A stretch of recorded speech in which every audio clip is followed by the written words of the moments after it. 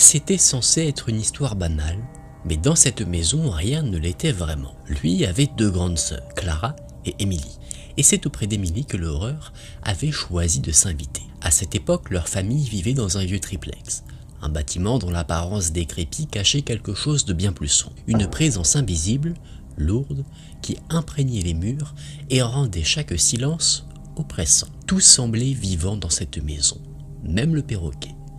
Un oiseau banal en apparence, mais dont le chant glaçait le sang. Il ne se contentait pas d'imiter les voix entendues, il parlait dans une langue inconnue, une langue que personne dans la famille ne parlait.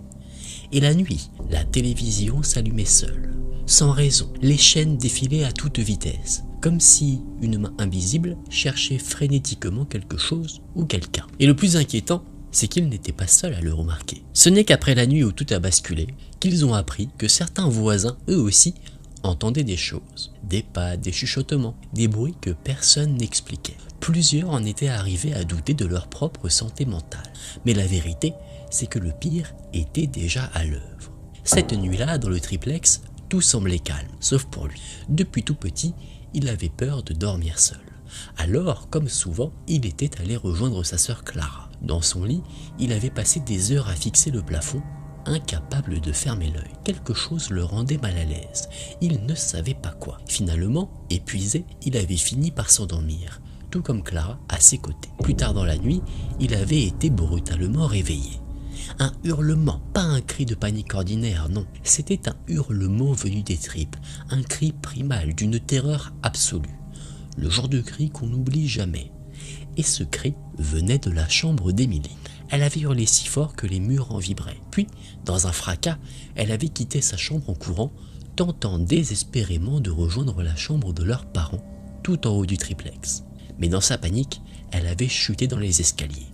Blessée, elle s'était littéralement hissée, marche après marche, rampant à moitié, comme si quelque chose était derrière elle. Mais qu'est-ce qui pouvait provoquer une telle terreur? Ce qu'Emily avait vu, aucun d'eux ne l'a jamais oublié. Dans sa chambre cette nuit-là, elle dormait paisiblement. Ses clés et son déodorant étaient posés sur son bureau derrière elle. Puis, il y a eu un bruit léger. Les clés avaient bougé toutes seules. Elle avait cru rêver, mais quelques secondes plus tard, le déodorant était tombé du bureau. Il avait roulé lentement, traversant la pièce, jusqu'à disparaître sous le lit. Elle s'était figée. Le silence s'était installé et soudain, le déodorant était ressorti de sous le lit, s'arrêtant juste devant elle. C'est à ce moment-là qu'elle s'était retournée et elle l'avait vu. Une silhouette grande, imposante, aucun visage, seulement l'ombre d'une longue barbe noire. Elle était là, dans la chambre. Alors, Emily avait hurlé comme jamais, puis elle avait fui, blessée jusqu'à ses parents. Son cri résonne encore, même des années après. Mais l'histoire ne s'arrête pas là, car cette nuit, il s'est passé quelque chose d'encore plus troublant. Clara et lui dormaient d'une manière inhabituelle, allongés sur le dos, raides, parfaitement immobiles. Mais le plus étrange, c'est qu'ils se tenaient la main, ce qu'ils ne faisaient jamais, et au même moment qu'Emily, ils faisaient tous les deux exactement le même cauchemar. Dans leur rêve, une voix d'homme froide, mécanique, résonnait. Ne l'écoute pas, laisse-la crier, ce n'est pas grave. Ils étaient conscients, coincés dans ce cauchemar, mais incapables de bouger, incapables de réagir, comme si la voix les maintenait prisonniers. Ils savaient ce qui se passait dans la pièce d'à côté. Ils entendaient le hurlement d'Emily, mais ils ne pouvaient rien faire. Ils s'étaient réveillés presque en même temps, terrifiés. Et pourtant, quelque chose leur avait interdit d'aller voir ce qu'il s'était passé. Plus tard, Clara avait tenté de comprendre. Elle avait fait des recherches sur le quartier et elle avait découvert que leur maison avait été bâtie sur l'ancienne caserne militaire de la ville, un lieu marqué par l'ordre, la discipline et les drames. Depuis cette nuit-là, Emily n'a plus jamais dormi seule. Traumatisée, elle faisait des crises d'angoisse et elle refusait de rester isolée. Ils avaient dû réorganiser les chambres.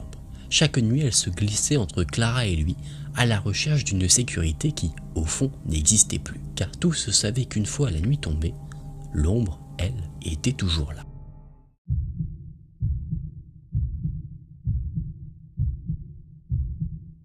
Il y a des nuits qui marquent à vie. Et pour Amandine, celle-ci, elle est restée gravée dans sa mémoire. Ce soir-là, après une soirée banale chez des amis, elle avait raccompagné son meilleur ami, Julien, jusqu'à sa voiture. Il s'était garé sur un parking vide dans un petit village près d'Albi, une de ces places isolées, perdues dans la campagne où les lampadaires n'existent pas et où la nuit semble avaler tout le paysage.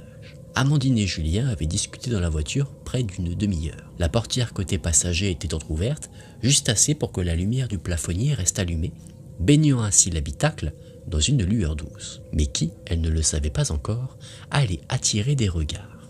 Autour d'eux, le silence et l'obscurité. Ils pensaient être seuls. Jusqu'à ce qu'en face de leur voiture, les phares d'une voiture blanche garée à quelques mètres s'allument soudainement. Amandine sentit un frisson remonter le long de sa colonne vertébrale. Dans cette obscurité totale, cette voiture avait quelque chose de dérangeant. Elle et Julien fixaient le véhicule, mais impossible de distinguer qui était à l'intérieur. Les vitres semblaient noires, puis les choses devinrent plus étranges. La voiture blanche, sans bouger d'un centimètre, commença à jouer avec ses phares. Ils s'allumaient, puis s'éteignaient, puis se rallumaient, comme un signal. Puis, ce furent les warnings. Les feux de détresse clignotaient, s'éteignaient et reprenaient. Le manège dura plusieurs minutes, comme si quelqu'un essayait de transmettre un message. Amandine sentit l'angoisse monter. Quelque chose n'allait pas. Et soudain, la portière passager de la voiture blanche s'ouvrit.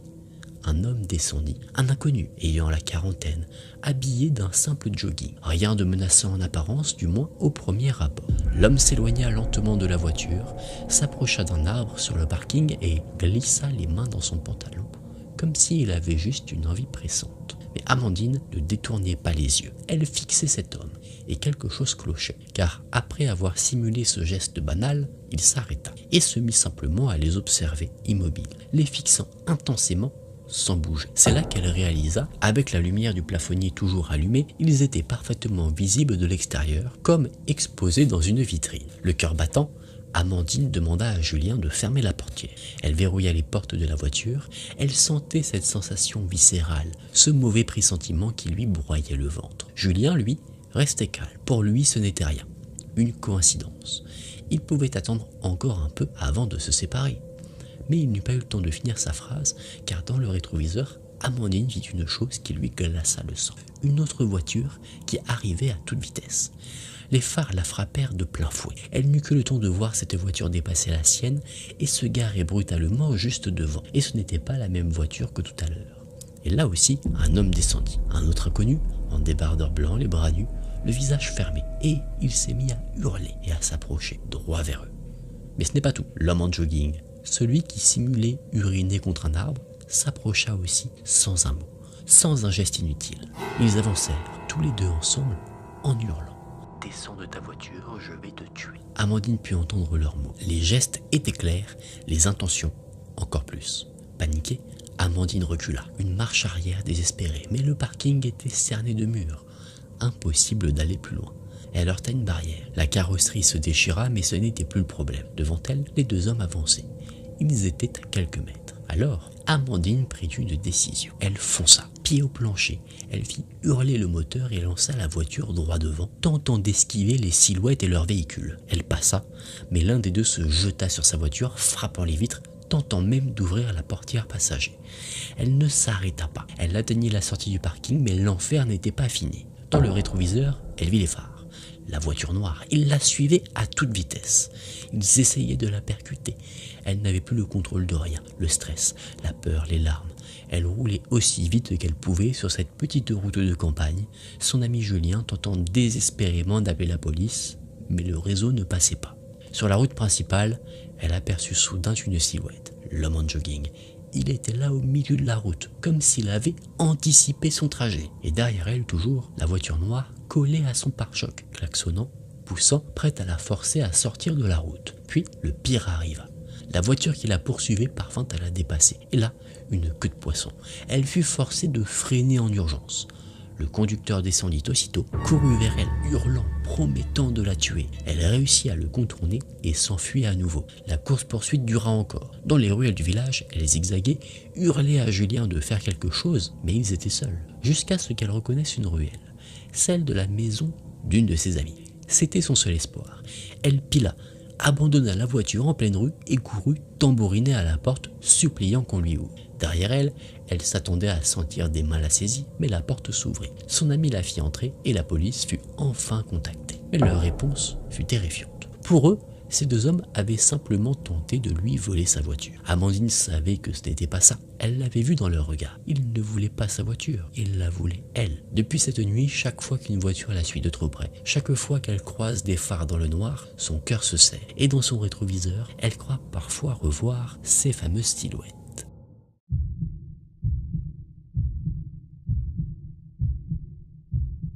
Léo avait 15 ans.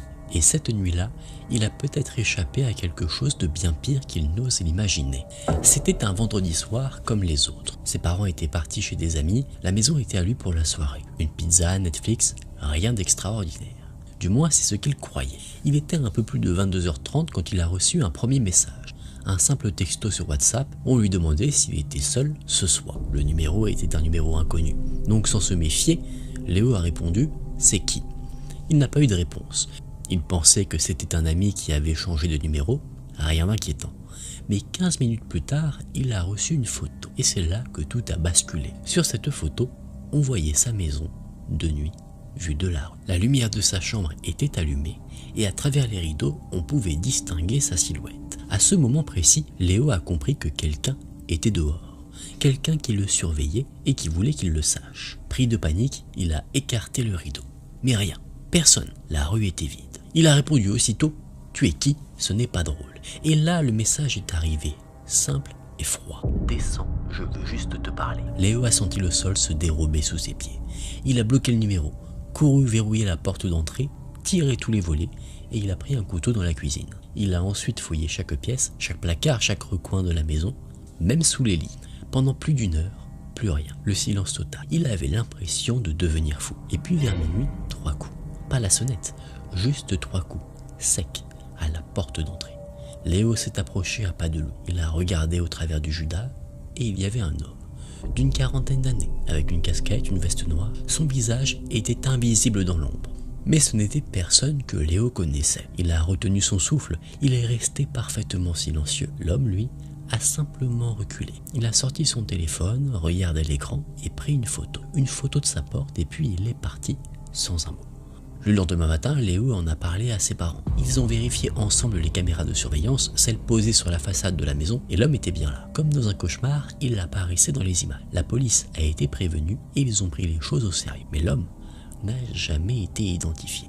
Et ce qui hante encore Léo aujourd'hui, ce n'est pas l'homme, ni même la photo, c'est le message. Je veux juste te parler. Parce que parfois, ce qu'on veut vous dire, c'est déjà bien pire que ce qu'on peut imaginer.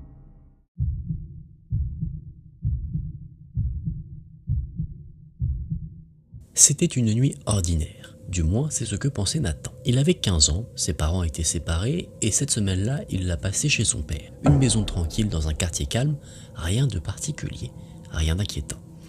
Dans cette maison vivaient son père, sa belle-mère, son petit frère et son demi-frère, un bébé de 2 ans. Ce soir-là, comme souvent, Nathan était monté se coucher un peu avant tout le monde. Il était aux alentours de 22h et tout était silencieux. En bas, son père était encore devant la télévision, mais en montant se coucher, il avait laissé la porte d'entrée entr'ouverte. Rien d'inhabituel, ici personne ne verrouillait la porte. Le quartier était sûr, il ne s'y passait jamais rien. Pourtant, cette nuit-là, quelque chose allait changer.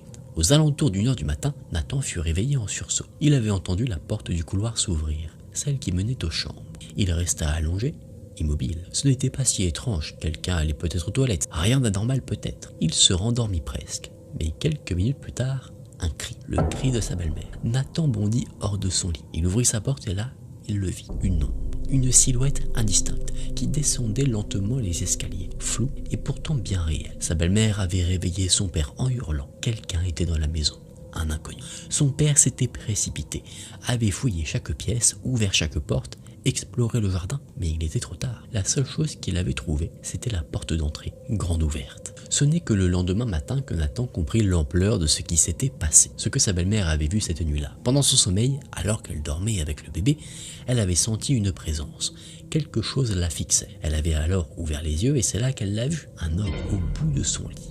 Silencieux, immobile, il mesurait près d'1,90 m, habillé entièrement de noir. Et il ne faisait rien. Il se contentait de la regarder. Il restait là, de longues minutes, à l'observer. Plus lentement, il avait quitté la pièce. Paniquée, sa belle-mère était sortie du lit. Elle avait peur qu'il s'en prenne à l'un des enfants. Elle avait ouvert la porte de sa chambre et c'est là qu'elle l'avait vu. L'homme au sommet des escaliers, mais ce n'est pas tout. Il faisait un signe, un geste de la main. Il appelait quelqu'un, il demandait à une autre personne de monter. Alors là, elle s'est mise à crier. Et c'est à ce moment-là que Nathan était sorti de sa chambre et qu'il avait vu l'ombre. Mais ce qui dérange le plus dans cette histoire, ce n'est pas sa présence, c'est ce qu'il n'a pas fait. Dans l'entrée, il y avait le portefeuille du père, des billets en évidence, les clés des voitures, tout était là, visible, facile à prendre. Mais l'homme n'a rien volé. Il n'était pas là pour l'argent. Alors, pourquoi était-il venu? Ça, Nathan préfère ne jamais connaître la réponse.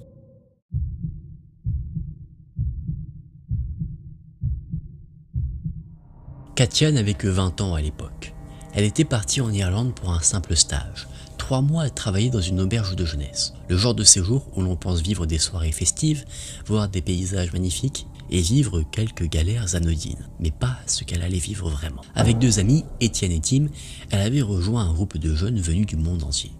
L'ambiance était idéale. Travail léger le matin, après-midi libre pour explorer le pays et soirée interminable à discuter dans la grande chambre partagée. Mais rapidement, quelque chose avait dérapé. Tim, qu'elle considérait comme simplement un ami, était devenu insistant, bien trop insistant. Katia avait beau le repousser, il s'accrochait.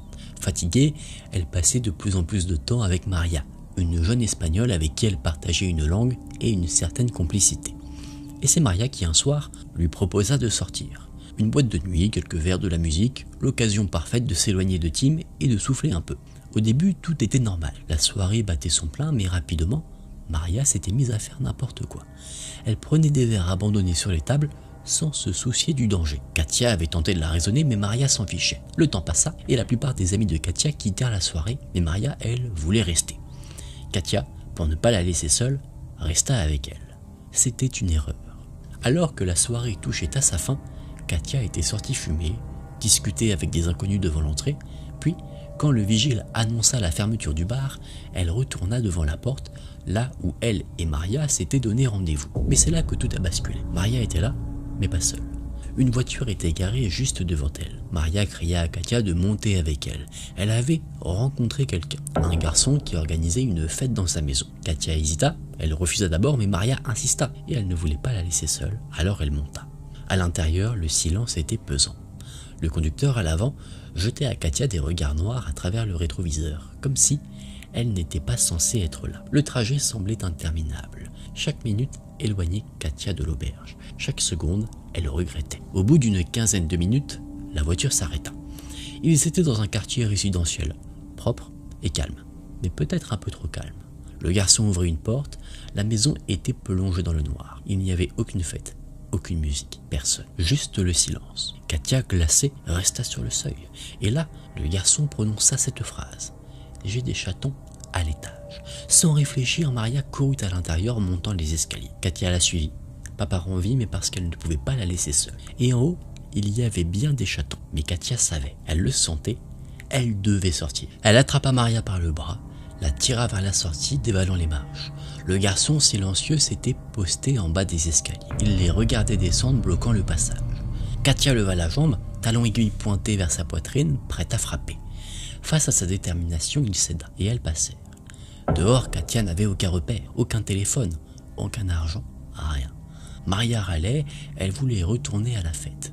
Mais Katia savait que si elle restait là, quelque chose de terrible allait se passer. Elles marchèrent des mètres, des kilomètres peut-être. Puis un homme apparut, sorti de nulle part, et il leur proposa de dormir chez lui. Katia refusa immédiatement. Elle réalisa alors, cet homme était dans la boîte, plus tôt dans la soirée, et il les avait suivis.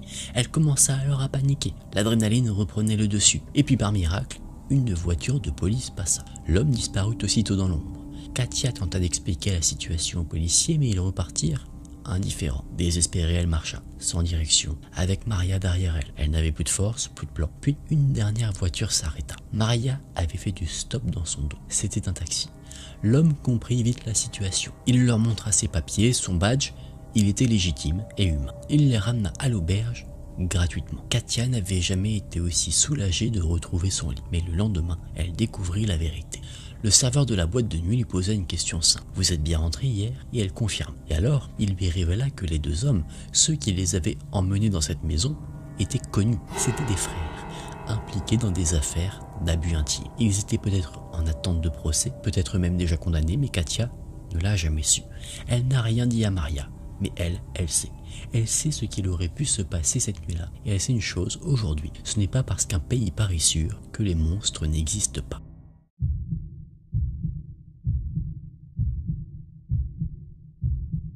Katia avait toujours été passionnée par les histoires d'horreur. Les threads, les podcasts, le true crime, rien ne semblait l'atteindre, du moins c'est ce qu'elle croyait. Jusqu'à ce soir-là. Son frère était venu passer le week-end chez elle.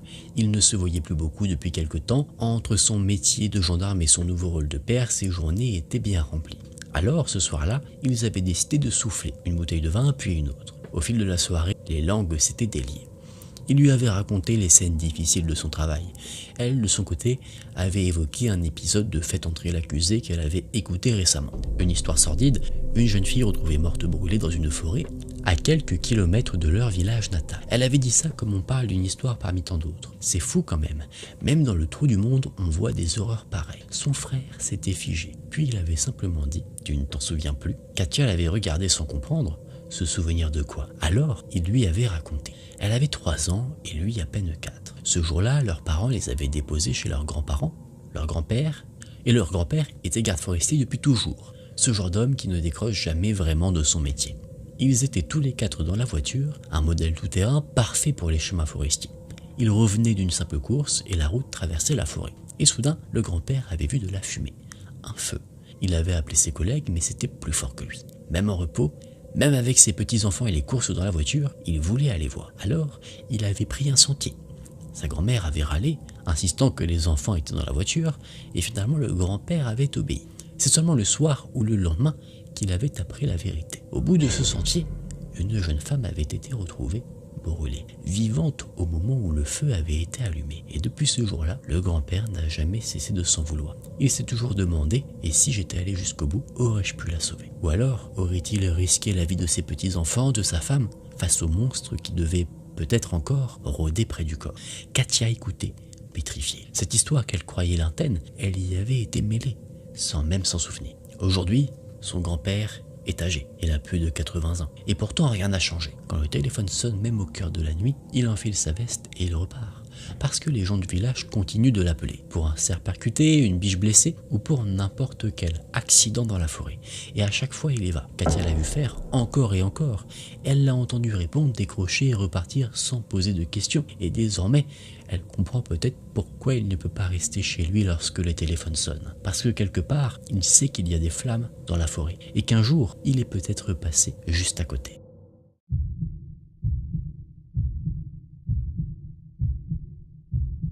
Elle s'appelait Élodie, elle avait 12 ans. Et ce soir-là, elle a frôlé quelque chose qu'elle n'a compris que bien trop tard.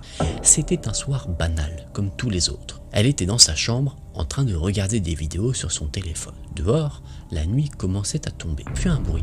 Des coups contre la porte d'entrée. Sa mère alla ouvrir. De sa chambre, Élodie entendait la voix d'un homme. Curieuse, elle s'était levée et approchée, et il était là, debout sur le seuil. Un inconnu ayant la quarantaine, le visage fermé et l'air étrange. Il était venu pour demander un briquet.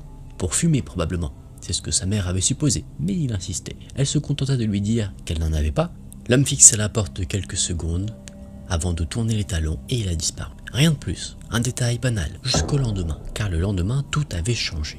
En rentrant du collège, Élodie entendit frapper à la porte. Mais cette fois, c'était la police. Par peur, elle n'ouvrit pas.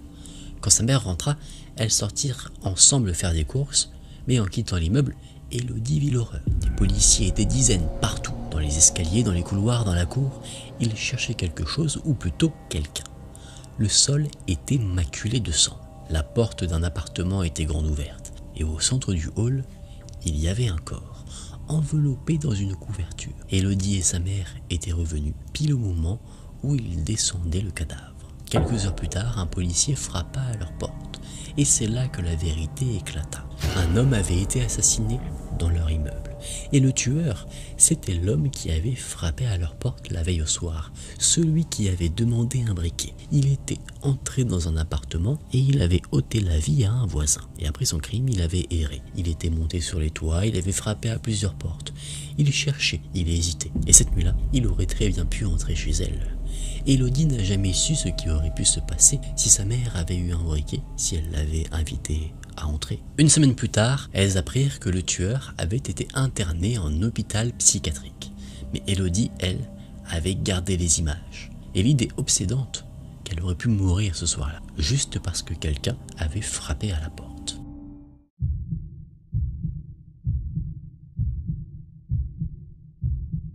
Clémence n'avait que 13 ans quand cette histoire lui est arrivée. Et depuis, elle sait qu'on ne doit jamais sous-estimer les murs d'une maison.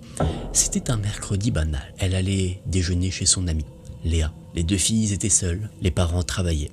La grande sœur était au lycée. Tout semblait normal, jusqu'à ce que ça commence. Alors qu'elle préparait à manger, un bruit, des coups.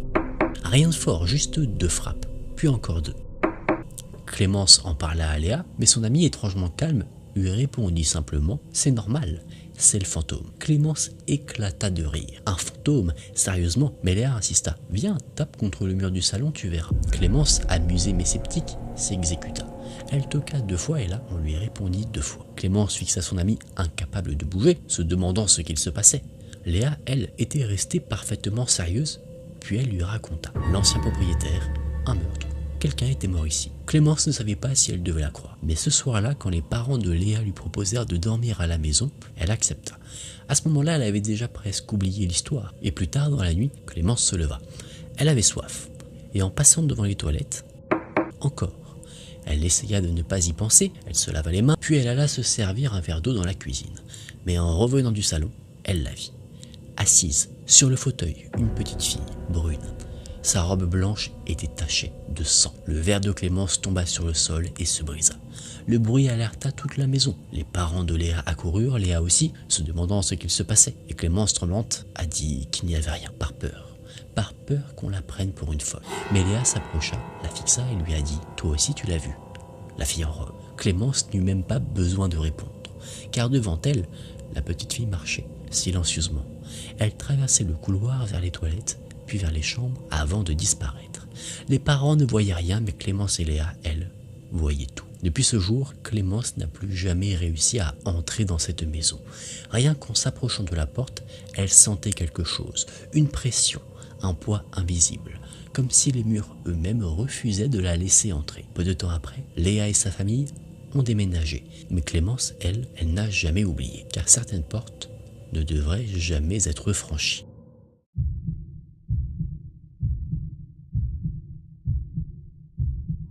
Camille avait 8 ans quand c'est arrivé. Elle vivait alors dans un minuscule village perdu au milieu de la campagne. Là-bas, tout le monde se connaissait. Il n'y avait qu'une boulangerie, une école, une route et du silence. Beaucoup de silence. Camille passait ses journées avec Anna, sa voisine. Elle était un peu plus âgée qu'elle, 11 ans. Les 2 filles étaient inséparables. Elles habitaient dans une cour commune, entourée de 4 petites maisons. Celle d'Anna donnait directement sur la rue et celle de Camille était juste à côté. C'était l'été. Et comme souvent, les 2 filles faisaient du skate. Leur rue était longue, bordée par 2 immenses champs. Il n'y avait presque qu'une voiture. 2 ou 3 maisons se dressaient plus loin, face à leur cour. C'était l'endroit parfait pour jouer. Elles descendaient tout en bas de la rue, puis la remontaient à pied, leur skate à la main. La montée était trop raide pour la faire autrement. Et ce jour-là, elles ont vu cette voiture, noire, banale en apparence. Elle est passée une première fois, puis une deuxième. Au début, elles n'y ont pas prêté attention. Mais en remontant la rue, alors qu'elles arrivaient à l'endroit où la montée cache complètement la vue du haut, la voiture est repassée, cette fois au ralenti. Camille s'est arrêtée car quelque chose clochait. Même à 8 ans, elle l'avait senti. Elle avait jeté un regard inquiet à Anna, lui demandant si elle ne trouvait pas cela bizarre que la voiture repasse. Anna, pour la rassurer, avait haussé les épaules. Mais dans sa voix, Camille avait entendu une faille, une hésitation. Et alors qu'elles atteignaient enfin le sommet de la rue, elles l'ont vue, la voiture, garée, moteur coupé, juste au bord du champ. Il n'y avait rien autour, pas de maison, pas d'arrêt, rien qui puisse justifier sa présence. Camille a senti ses doigts trembler, elle a attrapé la main d'Anna et lui a dit que ce n'était pas normal qu'il s'arrête ici. Elle n'a même pas fini sa phrase qu'elle a vu la portière s'ouvrir. Un homme en est sorti, seul. Il n'a pas crié, il n'a rien dit, mais il les regardait. Et il a commencé à marcher vers elle. Les 2 filles se sont figées, un regard, une panique silencieuse, et elles ont commencé à marcher vite, très vite. L'homme lui aussi marchait, et à chaque pas, il gardait la même distance. Il accélérait, il les suivait, alors elles ont couru, sans se retourner. La maison d'Anna n'était plus qu'à quelques dizaines de mètres. La cour, le portail, la porte, elles les ont franchis comme des flèches. Elles ont claqué la porte d'entrée et se sont précipitées dans la cuisine. La fenêtre donnait sur l'angle de la rue, et de là on voyait tout. L'homme est arrivé quelques secondes après elle. Il s'est arrêté au croisement, il a regardé à droite, puis à gauche, et sans un mot, il est reparti. Elles ne l'ont jamais revu. Ce jour-là, elles avaient échappé à quelque chose, mais elles ne sauront jamais quoi. Un enlèvement ? Ou pire, elles avaient parlé à leurs parents juste au cas où, mais l'homme n'est jamais revenu. Aujourd'hui, Camille n'est pas traumatisée, elle ne fait pas de cauchemar, mais elle se souvient. Elle se souvient de cette course, du silence dans la voiture, du regard de cet homme, et surtout, elle se souvient que si elle n'avait pas habité à 2 pas, elle ne serait peut-être jamais arrivée à temps.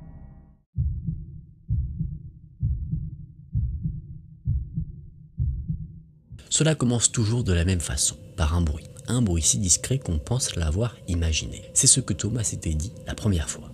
Il avait 26 ans, il venait d'emménager dans cet appartement depuis 2 semaines, une location simple en périphérie. Ce n'était pas le genre de quartier où on s'attend à avoir des histoires à raconter. L'immeuble était ancien mais stable, aucun antécédent particulier, pas de drame, pas de légende locale, juste un lieu de passage. Exactement ce que Thomas recherchait, un endroit sans histoire. Mais les histoires, elles s'écrivent parfois toutes seules. Tout avait commencé une nuit, vers 3 h du matin. Thomas dormait lorsque quelque chose l'avait tiré de son sommeil. Un son léger, presque imperceptible, comme un frottement. Il s'était redressé dans le noir sans bouger, le cœur battant. Mais il n'avait rien vu, rien entendu de plus, alors il s'était rendormi. La nuit suivante, le bruit était revenu. Mais cette fois, il était plus clair, plus précis. Un raclement le long du mur. C'est là que Thomas avait commencé à douter de lui-même. Il avait vérifié tout l'appartement. Rien. Pas un objet déplacé. Pas de traces de rongeurs, pas de fissures. Le bruit semblait venir de l'intérieur du mur lui-même. Dans les jours suivants, le bruit s'était répété. Toujours à la même heure, entre 2 h 30 et 3 h du matin. Et il semblait se rapprocher. Thomas avait fini par déménager son lit, le plaçant au centre de la pièce. Il gardait la lumière du couloir allumée, mais ça n'empêchait rien. Un soir, en se réveillant encore une fois, il avait eu l'impression d'entendre autre chose. Un murmure et une phrase brisée chuchotée depuis le mur. « Regarde !» Il était resté paralysé jusqu'à l'eau. Le lendemain, il était allé chez ses voisins, des personnes âgées qui vivaient là depuis longtemps. Il leur avait demandé s'ils entendaient quelque chose la nuit.